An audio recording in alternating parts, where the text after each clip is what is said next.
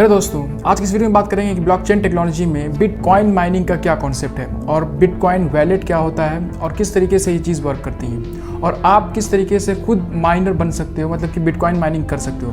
आज इस वीडियो में ये डिस्कस करने वाले हैं। ब्लॉकचेन टेक्नोलॉजी पे मैंने ऑलरेडी वीडियो बना रखी है जहाँ पे आप देख सकते हो कि ब्लॉकचेन टेक्नोलॉजी क्या होती है और मैंने बहुत अच्छे तरीके से समझाया था उसमें। आज इस वीडियो में थोड़ा सा ऊपर चलेंगे और बात करेंगे कि ब्लॉकचेन टेक्नोलॉजी में बिटकॉइन माइनिंग का क्या कॉन्सेप्ट है और बिटकॉइन वैलेट किस तरीके से वर्क करता है। ब्लॉकचेन एक तरीके का चैन होता है जिसमें कि डेटा एक दूसरे से क्रिप्टोग्राफिक वैलिडेशन से कनेक्टेड होते हैं। क्रिप्टोग्राफिक वैलिडेशन मतलब कि उसमें एक ऐसे कोड से एक दूसरे से कनेक्टेड होते हैं जो कि सिर्फ और सिर्फ वही डेटा, वही ब्लॉक एक दूसरे को समझ सकता है। उसी वजह से ब्लॉकचेन बहुत ज्यादा सिक्योर होता है। हर ब्लॉक क्रिप्टोग्राफिक हैशिंग से कनेक्टेड होते हैं, उनमें टाइम स्टैम्प होता है और ट्रांजैक्शन डिटेल होती है। Blockchain technology peer to peer मतलब कि P2P नेटवर्क से कनेक्टेड होता है और इसी वजह से वो चलता है। P2P नेटवर्क क्या होता है? सपोज यहाँ पे कई सारे ऑलरेडी नेटवर्क्स हैं जो कि अलग अलग इंसान उसे कंट्रोल कर रहे हैं, जिसे कि हम लोग माइनर कहते हैं। कोई इंसान जो बाहर का है बट माइनर नहीं है, वो अपनी क्रिप्टो करेंसी का ट्रांजैक्शन करता है, लाइक देता है या लेता है, तो वो सारी डिटेल्स, ट्रांजैक्शन के डिटेल्स P2P नेटवर्क में सॉल्व किए जाते हैं। किस तरीके से वो दिया, किस तरीके से वो लिया, इन्हें सॉल्व करने वाले को बोला जाता है माइनर्स, और जो सॉल्व करने का प्रोसेस होता है उसे बोलते हैं माइनिंग। ब्लॉकचेन में कोई भी पार्टिसिपेट कर सकता है, माइनिंग खुद से कर सकता है, माइनर बन सकता है और इसमें रिवार्ड के तौर पे बिटकॉइन दिया जाता है। ब्लॉकचेन देखा जाता है बहुत ज्यादा सिक्योर होता है, उसे हैक करना बहुत ज्यादा मुश्किल होता है। बट कई सारे आप हैकिंग, स्पैमिंग का केस सुनते होंगे, तो वो सारी चीजें क्या है? ब्लॉकचेन को हैक करना, ब्लॉकचेन को तोड़ना, उसको समझना बहुत मुश्किल होता है। बट जो ट्रांजैक्शन होते हैं उनमें कुछ ना कुछ गड़बड़ी हो सकती है। उसी चीज को हैकर हैक कर सकते हैं, उसे चुरा सकते हैं। बिटकॉइन ट्रांजैक्शन को, डिटेल को ले लेते हैं। आपका बिटकॉइन कहाँ गया, कौन ले गया, वो सारी चीजें आपको कुछ पता नहीं होगी और पूरी तरीके से आपका वो सारी चीजें हैक हो चुकी होगी। एक केस सामने आता है ब्राजील में, जो कि बिटकॉइन किंग ग्रुप करता है। $300 मिलियन क्रिप्टो करेंसी का धोखेबाजी होती है। तो यहाँ पे यही समझने की चीज है कि ब्लॉकचेन को तोड़ना बहुत मुश्किल है, ब्लॉकचेन को कोई तोड़ नहीं सकता। बट यहाँ पे क्रिप्टो करेंसी में जो ट्रांजैक्शन होते हैं,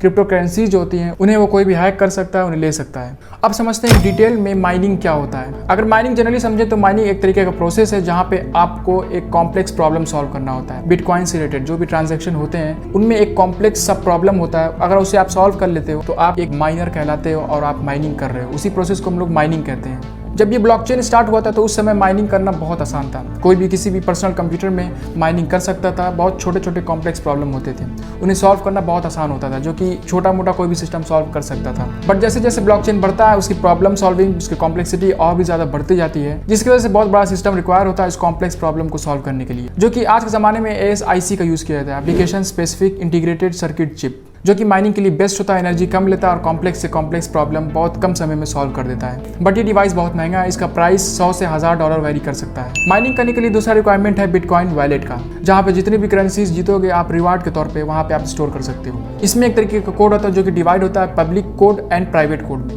एक तरीके का ये बैंक अकाउंट नंबर होता है। जब ये आप पब्लिक कोड किसी को देते हो तभी आपको वो क्रिप्टो करेंसीज दे सकता है। हर बिटकॉइन का एड्रेस पब्लिक होता है, आप उसे ट्रेस कर सकते हो। और एक होता है प्राइवेट कोड। अगर आपका कोई प्राइवेट कोड ले लेता है, चुरा लेता है, तो आप अपना क्रिप्टो करेंसीज बचा नहीं सकते। अगर आपका प्राइवेट कोड कोई चुरा लेता है तो आपको बहुत बड़ा नुकसान होगा। आपकी क्रिप्टो करेंसी सारी ले ली जाएंगी, कोई भी हैक कर सकता है, आप कुछ भी नहीं कर सकते उस केस में। मार्केट में बहुत सारे वैलेट अवेलेबल हैं, software wallet, online wallet, hardware wallet, paper wallet.